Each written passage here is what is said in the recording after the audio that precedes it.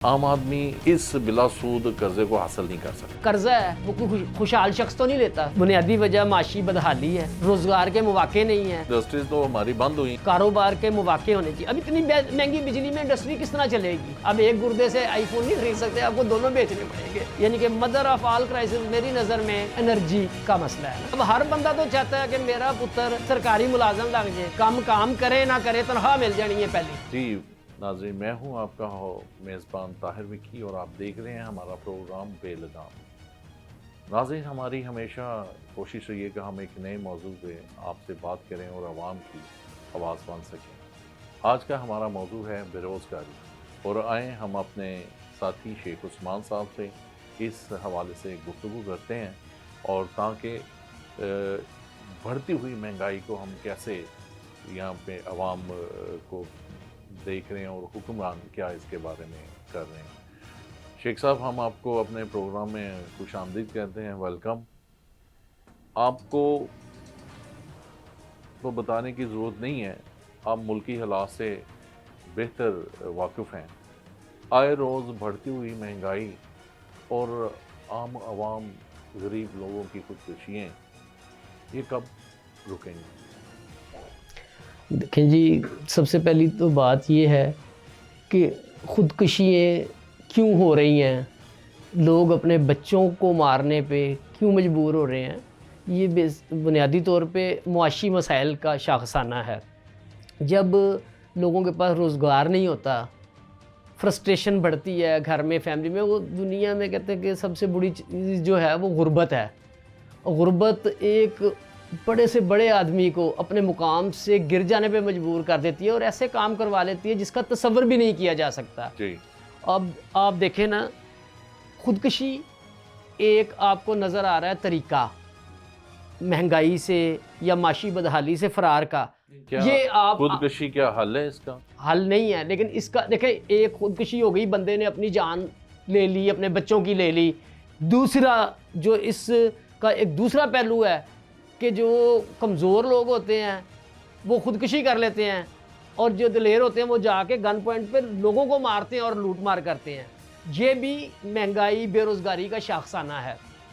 आप इस बात को अंडरस्टैंड करें कि ख़ुदकुशी एक शक्ल है, डकैतियाँ, लोगों को मार धाड़ करके पैसा छीनना। जब लोगों के पास रास्ता कोई नहीं बचेगा तो फिर माशरे में अनारकी फैलती है। शेख साहब, एक चीज़ और है, हुकूमत अक्सर बेरोज़गारों के लिए कोई ना कोई स्कीम निकाल देती है, जैसे कि बिलासूद कर्ज। लेकिन बिलासूद कर्ज को हासिल करने के लिए भी इतनी शराइत रख दी जाती हैं कि लोग उस तक पहुंच ही नहीं पाते होते। ना तो वो अपना कर्जा ले पा रहे होते हैं, ना वो उसकी शराइत को पूरी कर सक रहे होते हैं। तो हुकूमत तो अपनी तरफ से ये काम करके अपने आप को बड़ा समझते हैं कि बहुत मार का मार लिया है, लेकिन आम आदमी इस बिलासूद कर्जे को हासिल नहीं कर सकता। देखें जी, ये जो सूद की लानत है ये माशरे में इस बुरी तरह मैं वही अर्ज़ कर रहा हूँ, दो किस्म के हैं ना। आप कह रहे हैं गवर्नमेंट के भी वसाइल तो महदूद ही हैं ना, वो एक हद तक देते हैं। अब गली मोहल्लों में लोग, उनकी शराइत बहुत सख्त होती हैं। भाई गुजारिश सुन लें कि अगर बिलासूद कर्जे में तो आपने जो लिया वो वापस करना है ना।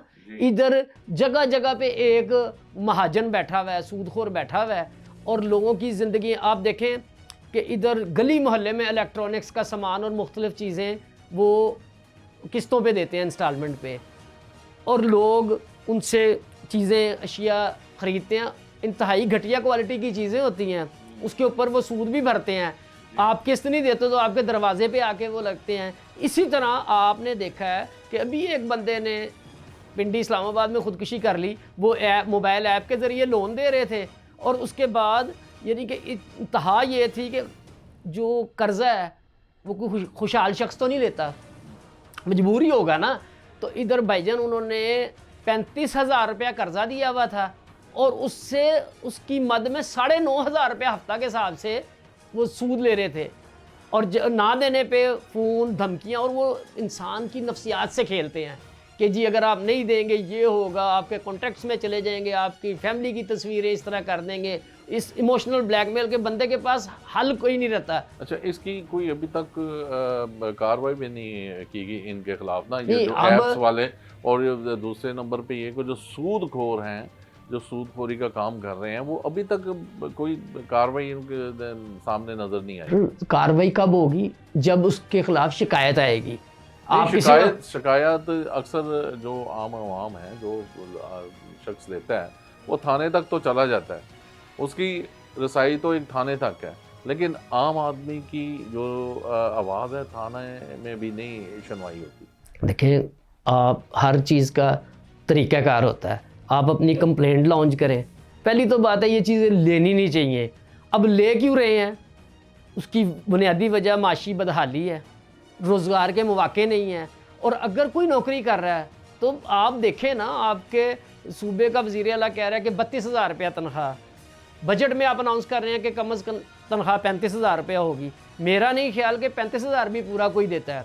बड़े बड़े इदारे हैं जिधर ये कागजी तौर पर है, लोग 20-20 हज़ार रुपये में 15 भट्टों पे जो एक बॉन्डेड लेबर होती है। दुनिया में ग़ुलामी ख़त्म हो गई है। हमारे इधर पूरे पूरे ख़ानदानों को वो ग़ुलाम बना के रखते हैं।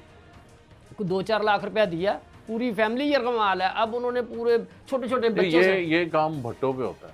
मैं वही ये काम जो भट्टों पे होता है, ईंटों के भट्टे, ये हाँ। आपके सामने हाईलाइट हैं जो इधर काश्तकारी के लिए भी लोगों को उन्होंने रखा हुआ है। अभी आप देख नहीं रहे कि वो एक जज साहब की बीवी ने बच्ची के ऊपर क्या तशद्दुद किया है? वो क्या है कि 10,000 रुपया महाना दे के और उसका बेड़ा गर्क कर दिया इंसानी जान से। और ये कोई अनपढ़ जाहिल जागीरदार नहीं है, पढ़े लिखे, और आपके कैपिटल में ये हो रहा है सब कुछ। तो ये भट्टों का तो हाईलाइट हुआ हुआ है ना, उसके लिए कोई तंजीमें वगैरह आ गई। इसी तरह हमारे जो देहात हैं और जो बैकवर्ड एरियाज हैं, उधर भी रोटी के ऊपर मुलाजम रखे हुए हैं। उनको 6-6 हज़ार रुपया और साथ वो कहते हैं जी एक मन गंदम दे देंगे, साल दे दाने या कोई उसके ऊपर नौकरी पे रखा होता है। और यानी कि बदतरीन हालात हैं।